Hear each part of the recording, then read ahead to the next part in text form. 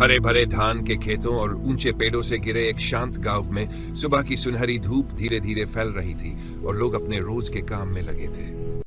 उसी गांव में दो दोस्त रहते थे, मिचुआ और रधुआ। मिचुआ बहुत शरारती था और लोगों से मजाक करने के लिए अक्सर झूठ बोल देता था, जबकि रधुआ शांत, समझदार और सच्चा लड़का था जिस पर पूरे गांव को भरोसा था। हर सुबह दोनों अपनी गायों को लेकर गांव से बाहर हरे भरे मैदान की ओर जाते, जहां हल्की हवा चलती और पक्षी आसमान में उड़ते दिखाई देते। एक दिन जब गायें आराम से घास चर रही थी, मिचुआ एक पत्थर पर बैठा उबने लगा और अचानक उसके मन में एक शरारती ख्याल आया। वह तुरंत पत्थर पर चढ़कर जोर जोर से चिल्लाने लगा, बाघ आ गया, बाघ आ गया।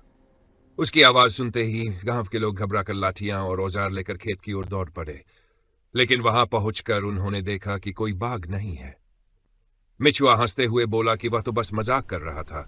यह सुनकर गांव वाले बहुत नाराज और निराश हो गए।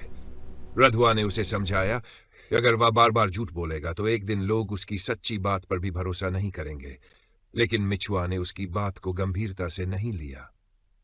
कुछ दिनों बाद जब दोनों दोस्त फिर से जंगल के पास गायें चरा रहे थे, तभी अचानक झाड़ियों में हलचल हुई और एक असली बाघ बाहर आ गया।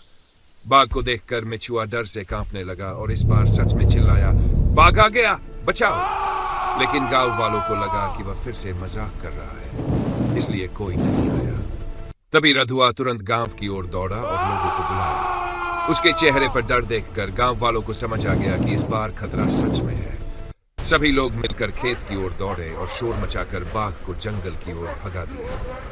डर और पछतावे से भरे मिचुआ की आंखों में आंसू आ गए और उसने सबसे माफी मांगी।